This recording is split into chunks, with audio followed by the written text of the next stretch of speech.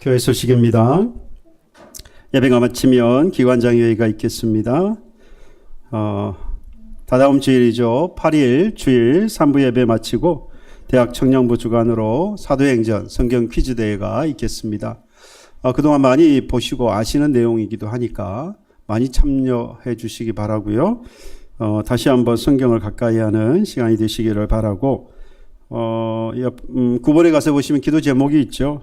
그래서 우리 지금 노안으로 또는 질병으로 그리고 여러 가지 아픔 가운데 있는 사랑하는 우리 교우들 가정들을 위해서 꼭 기도해 주시고 우리 선교사님들과 그리고 군 복무 중에 있는 우리 김성빈 청년을 위해서도 함께 꼭 기도해 주시기 바랍니다.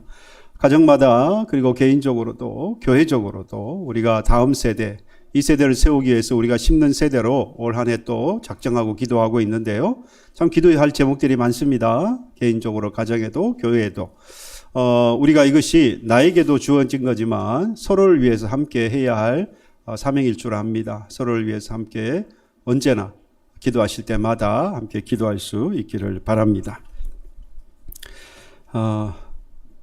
영원토록 우리 주님을 찬양하고 주께 영광 돌릴 수 있는 자리라고 한다면 피하지 말고 그곳에 먼저 가서 주님을 높여드리고 경배하고 찬송으로 영광 돌리는 저와 여러분들의 삶이 되기를 주님의 이름으로 축복해드립니다.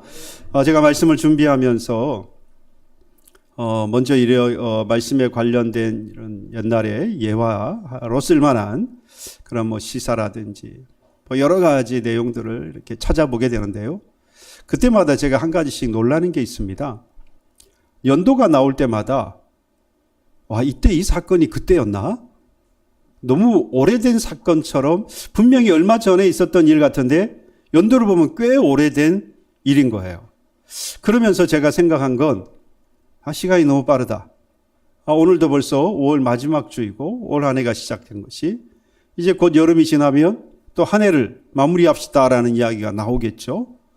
이 시간이 너무너무 빠르게 지나가는 것을 느끼면서 이번 한 주도 이렇게 지나가는데 또 다음 한 주도 또 쉽게 지나가겠구나. 오늘 한 주를 꽉 붙잡지 않으면 또 하루가 또 한 주가 지나가겠구나. 여러분 그 시간이 문제가 아니라 저는 여기서 한 발 더 나가서 하나님의 은혜도 하나님의 사랑하심도 우리가 꽉 그 순간 붙잡지 않으면 쉬 지나가 버리는구나. 오늘 예배 가운데 하나님의 은혜와 사랑이 흐를 것인데 이걸 붙잡는 분이 계실 것이고 그냥 같이 흘러가 버리시는 분도 계실 줄로 믿습니다. 이때는 아멘 하면 안 되겠죠. 그런 분 되지 않기를 바라고 오늘도 꽉 붙잡으십시오. 하나님의 은혜와 사랑이 있는 그곳에 오셨으니 그냥 흘려보내지 마시고 붙잡는 그래서 누리며 살아가는 그런 저와 여러분 되기를 주님의 이름으로 축복해 드립니다. 2018년 7월에 태국의 북부에 있었던 치앙라이라고 하는 곳에서 일어났던 사건입니다. 사고입니다. 유소년 축구팀 12명과 그리고 20살 난 코치가 치앙라이에 있는 동굴에 갇히게 되었습니다. 훈련을 마치고 견학차 또 여행차 해서 이 동굴에 치앙라이에 있는 이 동굴에 가게 되었는데 당시에 이 우기가 좀 일찍 찾아온 거예요. 그래서 지금 폭우가 쏟아질 때가 아닌데 하필 그날 또 폭우가 쏟아져서 갑자기 그 동굴 아래 물이 차버린 겁니다. 그러면서 이 아이들이 결국 탈출할 수 없게 되었고 그래서 이 코치와 더불어서 12명의 아이들이 소년들이 갇히게 된 겁니다. 우리 18일 동안이나 안에 갇혀 있었는데요. 전 세계가 이 사실을 알고 아마 여러분들 기억하실지 모르겠어요. 무사귀환하기를 생還하기를 각자의 처소에서 기도하고 또 소망했던 그런 기억이 있습니다. 근데 당시에 이 12명의 소년들을 가르쳤던 이 코치가 나이가 20살밖에 안 됐어요. 이 축구팀이 모두가 다 생還할 수 있었던 이유가 뭘까? 여러 가지 사실을 찾아보았는데 당시에 다행스럽게 생일 축하 파티를 하려고 준비해 갔던 간식이 있었어요. 그래서 그 간식을 나눠 먹으면서 열흘간을 버틸 수 있었다고 해요. 물을 또 있어야 되잖아요. 근데 마침 이 동굴이니까 떨어지는 물이 있었는데, 근데 이 물이 또 안 좋은 물이면 먹고 또 사망하는 일도 생길 수 있겠지만 마침 좋은 물이었고, 그래서 물을 마시고 또 열흘 정도는 견딜 수 있는 그런 간식이 있었고 음식이 있었고, 하지만 이 코치 입장에서 보면 단순히 그것만 가지고는 살 수가 없죠.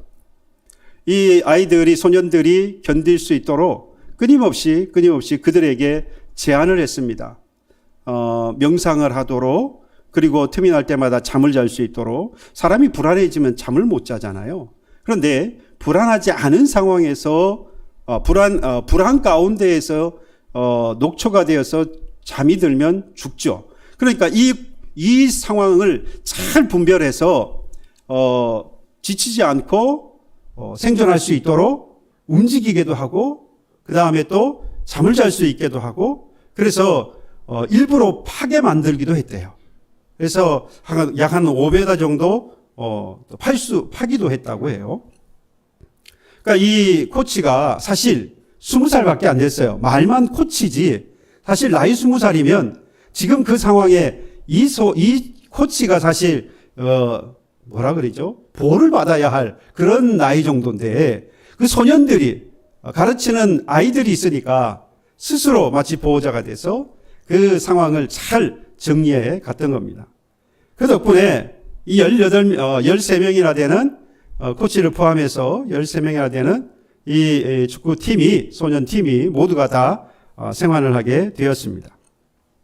정말 절망적인 상황 가운데에서 이 코치가 아주 탁월한 리더십과 그리고 아주 정신력을 발휘하게 했던 것이 그들이 생활할 수 있는 아주 좋은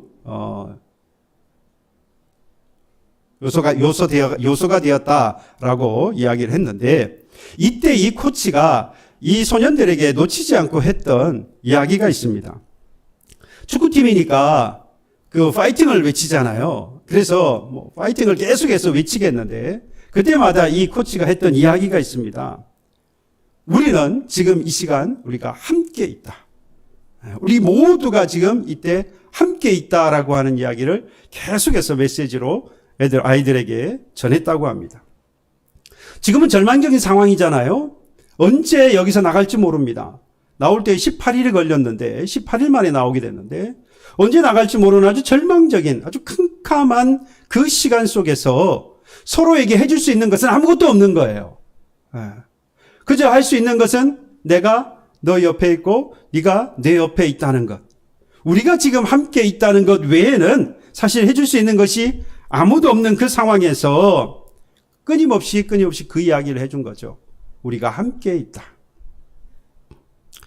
여러분, 오늘 본문에 보면 예수님께서 십자가를 앞두고 보내신 아주 절망적인 그런 하룻밤의 이야기가 기록되어져 있습니다. 인류 역사상 가장 어둡고 절망적인 밤이었습니다. 그러나 동시에 가장 큰 사랑이 드러난 밤의 이야기가 오늘 22장의 내용입니다. 왜 이 밤이 절망적이었느냐? 예수님에게 있어서 이 밤이 왜 그렇게 절망적인 하룻밤이었느냐라고 하는 건 여러 가지 이유가 있을 수 있지만 가장 먼저 되는 이유는 바로 그의 제자들 때문입니다. 이 제자들은 정말로 무능한 사람들이었고요. 정말로 둔감한 사람들이었습니다. 본문에서 예수님께서 이 로마 군병들에게 잡히기 이 전날 밤, 그 밤이죠. 정말 많은 일들이 일어났습니다. 22장에 보면 저녁부터 시작을 해서 자정 무렵까지 계속해서 일이 일어나고 있는데요. 저녁에 유월절을 맞아서 식사를 하기 위해서 준비를 하도록 합니다. 유월절을 맞았으니까 유월절 절기를 지켜야죠. 그러면 당연히 양을 비롯한 먹을 음식이 필요합니다. 그리고 모여야 할 장소가 있어야 하죠.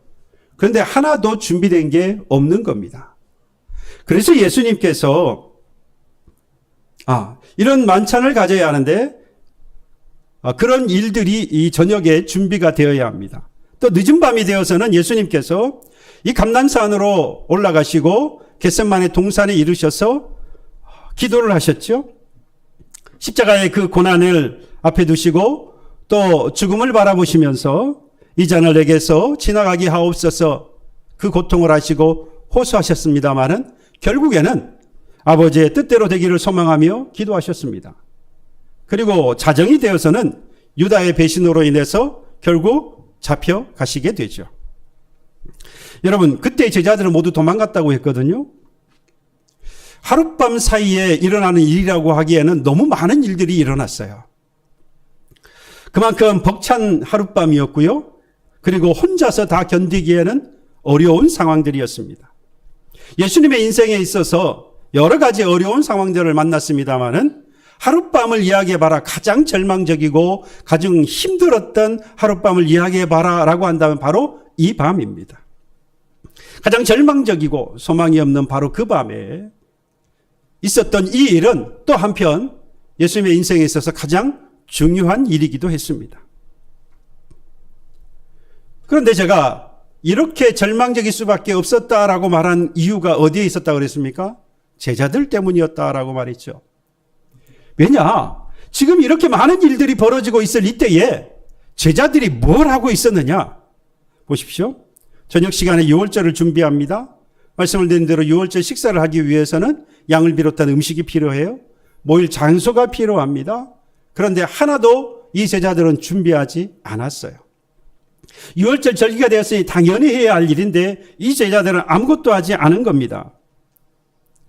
심지어 예수님께서 일일이 지시하실 때까지 가만히 있어요. 어디에서 준비해야 하느냐고 제자들이 물었습니다. 그러니까 예수님께서 야, 물 한 동이를 가지고 지나가는 사람이 있을 거야. 그러면 그 사람을 따라가라. 그 사람이 들어가는 집의 주인이 너희들을 맞아서 큰 다락방을 준비해 줄 거다. 여러분, 이 말을 보고 어떤 사람은 야, 제자들이 예수님 하시는 말씀을 잘 따라서 갔다. 여러분, 순종입니까? 아니에요. 제가 보기엔 이건 순종이 아니고요. 자기들이 지금 해야 할 일이 있는데 이 일을 하지 않고 아무 생각이 없어요. 할 생각이 없습니다. 그리고 그것을 해결할 능력도 없는 아주 무능한 자들입니다. 늦은 밤이 되어서 예수님께서 감난산에 올라 그곳에 있는 겟세마네 동산에서 기도하십니다. 그의 땀이 떨어져 핏방울이 되도록 우리 주님께서 간절하게 이 잔이 내게서 지나가기를 바랄 만큼 고통스러운 그 밤을 지나고 있을 그때에 제자들은 뭐 했습니까? 잤습니다. 잤어요. 예수님께서 체포를 당하실 그때에 이 제자들은 마가복음 14장에 보면 본문에는 없습니다만 마가복음 14장에 보면요 다 도망갔다고 그랬어요. 다 도망갔어요. 베드로가 말고의 길을 자르는 그런 사건이 있긴 했습니다만 결국에는 모두가 다 도망가고 말았습니다. 예수님의 고통을, 스승의 고통을 전혀 이해하지 못하고 알려고도 하지 않는, 그리고 그 고통에 공감하지 못하는 정말 둔감한 사람들이었고, 그리고 스승을 버리고 도망가는 배신자들이었습니다. 정말로 배은 망덕한 사람들이 바로 이 제자들이에요. 이 모든 일들이 단 하룻밤에 일어났고요. 그리고 이 하룻밤 사이에 그 제자들의 그 면면이 다 드러나 버린 겁니다. 그렇다고 해서 이 하룻밤의 일이었느냐? 그렇지 않아요. 제자들은 이전에도요, 이런 문제들을 줄곧 보여왔습니다. 마태복음 8장에 보면 풍랑이 있는 바다 가운데에서 그들이 예수님에게 고무에 주무시는 예수님을 깨우면서 살려달라고 애원합니다. 믿음 있는 사람의 모습인가요? 문제는 그곳에 누가 계십니까? 예수님이 계시잖아요. 그런데 지금 무엇을 보고 두려워합니까? 바람이 바다에 부는 풍랑 때문에 두려워하고 있어요. 예수님보다 뭐가 더 두렵습니까? 세상이 더 두려운 사람들이었어요. 예수님의 십자가에 예고를 하셨습니다. 내가 십자가에 달려 죽을 것이다. 그때 베드로가 만류하죠. 예수님께서 뭐라 그럽니까? 사탄아, 내 뒤로 물러가라. 여러분, 무려 예수님을 3년 반 동안이나 따라다녔던 사람들이에요. 그런데 예수님이 가시는 길을 전혀 이해하지 못합니다. 오히려 그 가시는 길을 막고 있는 사람들이에요. 방해하는 자들이었습니다. 오늘 본문에서 마지막 만찬의 때에 이들이 무슨 일을 하고 있습니까? 24절에 그중 누가 크냐 하는 다툼이 난지라 싸우고 있어요. 네가 크다, 내가 크다. 자신만을 생각하고 지금 죽음을 앞둔 예수님은 눈에 보이지 않아요. 자신만을 생각하면서 높아지고 싶어하는 교만함과 이기적인 욕망의 노예가 되어 있는 제자들이었습니다. 정말 예수님에게 있어서 이 시간은 절망적인 순간이 아닐 수가 없습니다.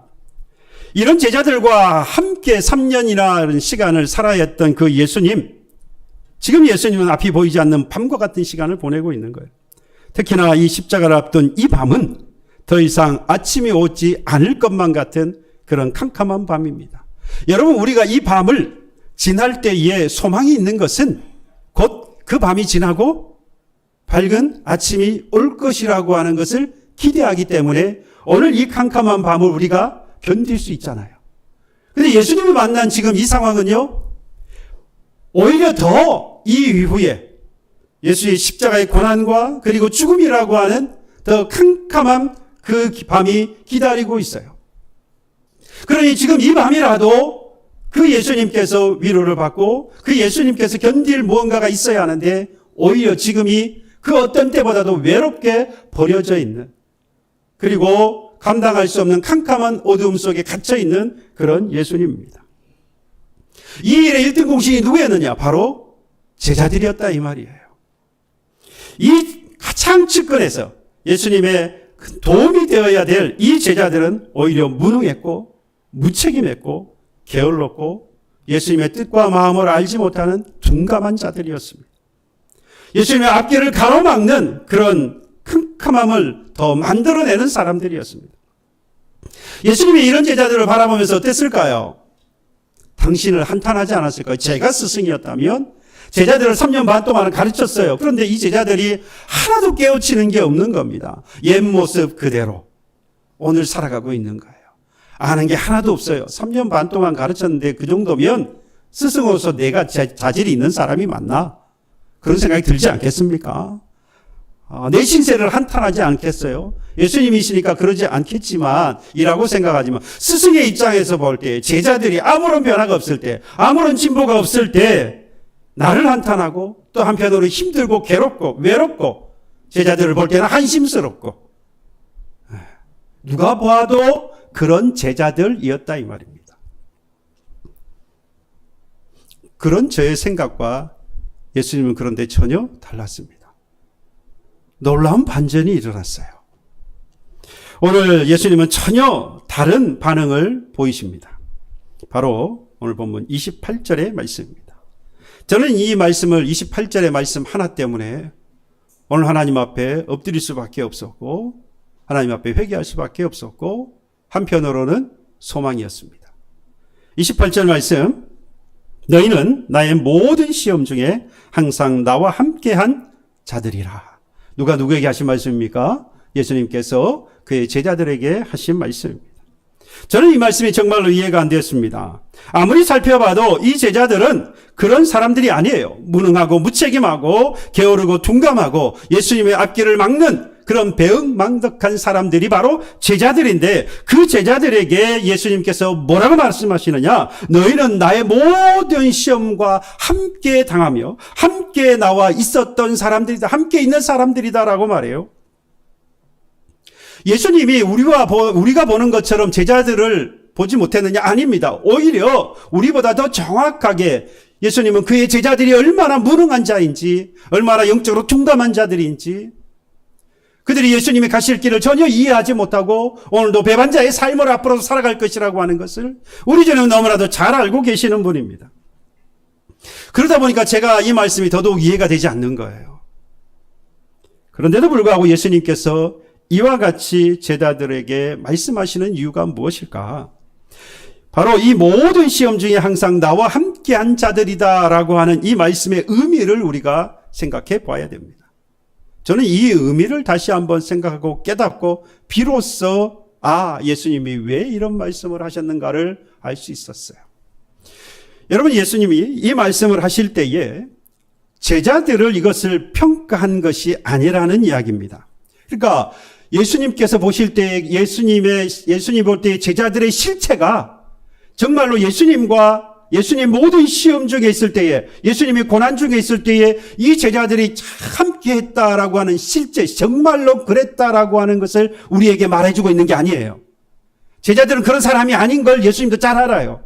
그럼에도 불구하고 예수님께서 그들이 나의 고난과 나의 시험과 함께 있었던 자라고 이야기하는 것은 그들의 실체를 평가해 준 것이 아니라 예수님의 일방적 사랑을 이야기하고 있습니다. 그러니까 해석하면 이런 거예요. 너희들은 무능하고 너희들은 게으르고 무책임한 그런 실패자이고 그리고 배은망덕한 자들이다. 그런데 나는 너희들이 나와 함께 있어 너무 좋고 너희들이 나와 함께 있어서 나는 너무 기쁘고 너희들이 나와 함께 있어서 나는 힘이 되고 나는 위로가 된단다. 지금 예수님은 그 말씀을 하고 있는 거예요. 너희들이 대단한 신앙을 가지고 너희들이 정말로 장족의 발전을 이루어서 세상을 이끌 만한 믿음을 가진 소유자로 변화되어져서 나는 힘이 나고 나는 위로가 된다가 아니라 여전히 너희들은 실패자이고 여전히 너희들은 못났고 너희들은 무능하고 무책임하고 나를 배신하는 자인데 그런데 너는 나하고 같이 있어. 내가 너무 기뻐. 내가 너무 좋아. 내가 너무 너 때문에 힘이 되고 위로가 돼. 지금 28절의 말씀이 바로 그런 내용입니다. 제자들의 실체하고 전혀 상관없이 형편없는 그런 제자들임에도 불구하고 예수님은 그 제자들이 함께 있는 것만으로도 좋았고 위로가 되었다는 겁니다. 저는 단 한 번도 제자들이 예수님의 위로의 대상, 예수님에게 힘을 주는 대상이라고 단 한 번도 생각해 본 적이 없어요. 예수님이 그들의 힘이 되죠. 예수님이 그들의 위로가 되어 주십니다. 예수님이 온전하신 분이니까 그들은 나약하고 부족한데 예수님은 온전한 분이시니까 누가 누구에게 위로를 받습니까? 부족하고 나약하고 연약하고 이러한 제자들이 온전하신 그 예수님의 위로를 받고 힘이 되어지겠죠. 그런데 오늘 예수님은 그렇게 말씀하지 않습니다. 무능하고 무책임하고 배신자인 바로 그들을 향하여서 네가 나와 함께 있어. 내가 너무 좋고 내가 너무 기쁘고 너희들로 인해서 내가 위로를 받고 네가 나의 힘이 된다. 바로 이것이 핵심입니다. 예수님은 제자들의 행동이나 능력을 요구한 게 아니라는 거예요. 단지 그들이 함께 있는 것 바로 그 자체가 예수님에게는 힘이었고 위로가 되었습니다. 그러니까 제자들의 삶과 신앙은요 전혀 예수님에게 위로와 힘이 되는 건 사실 아니었어요. 그럴 게 없었어요. 그럴 게 하나도 없어요. 그러나 예수님은 제자들과 함께 있는 것만으로 위로를 받으셨던 겁니다. 그들의 존재 자체가 예수님에게는 힘이었고 그들의 존재 자체가 예수님에게는 위로가 된 것이죠. 만약 제자들이 자신이 어떤 사람인 줄 지금 그런 사람이라는 것을 아는데 예수님께서 지금 하신 말씀을 듣고 그걸 깨달았다고 한다면 양심 있는 제자들이라고 한다면 부끄러웠을 거예요. 그렇지 않겠어요? 나는 한 게 없고 할 줄 아는 게 없고 제대로 못했는데 뭐라고 주님이 말씀하세요? 난 너 때문에 기뻐. 네가 있어서 너무 행복해. 네가 있어서 내가 위로를 받고 너 때문에 내가 힘이 난다. 부끄럽지 않겠어요? 뭔가 했어야지. 뭔가 칭찬을 받을 만해야 했어야 말이죠. 너무나도 부끄러웠을 겁니다. 저도 이 예수님의 이런 마음을 알고 이 말씀을 묵상하면서 부끄러웠어요. 그러나 한편 다행이었고 너무나도 행복했습니다. 형편없는 제자들과 다르지 않았던 저에게도 예수님은 분명히 말씀할 것을 제가 믿었습니다. 네가 있어서 나는 참 좋다. 네가 함께 있어서 나는 너무 기쁘고 네가 함께 있어서 나는 힘이 되고 위로가 된다. 누구에게 하신 말씀입니까? 저한테만 하신 말씀이 아니라 여러분들에게도 지금 우리 주님께서 하시는 말씀입니다. 예수님은 제가 옆에 있기만 해도 예수님의 아픈 그 마음을 전혀 공감하지 못하고 예수님이 어떠한 분이신지를 다 알지 못해서 내가 원하는 삶을 살아가고 있음에도 불구하고 예수님은 나를 향하여서 위로가 된다고 힘이 되는 존재라고 말씀하고 있는 겁니다. 그래서 사실 부끄러웠지만 한편으로는 다행이었고 행복했다 이 말입니다. 여러분, 우린 제자들과 다르지 않습니다. 우리 자신을 돌아본다면 우리는 분명히 그 제자들과 다르지 않습니다. 보십시오. 예수님은 나를 살리기 위해서 십자가에 죽으시기까지 하셨습니다. 그런데 나는 그 예수님의 마음을 몰라주는 우둔한 사람 아닙니까? 우리 주님이 십자가의 고난을 감당하시기 위해 기도하실 그때에 나는 나의 욕심을 채우기 위해서 기도한 아주 이기적인 사람입니다. 우리가 주님을 위해서 기도합니까? 주님은 우리를 위해서 기도하시는데 우리는 주님을 위해서 기도하지 않고 나를 위해 기도하고 나의 욕심과 욕망을 채우기 위해서 기도하는 이기적인 사람들 아닙니까? 예수님은 내 죄 때문에 고난을 받으실 그때에 나는 나의 체면 때문에 그리스도인이라고 하는 신분을 감추는 그런 비겁한 사람이에요.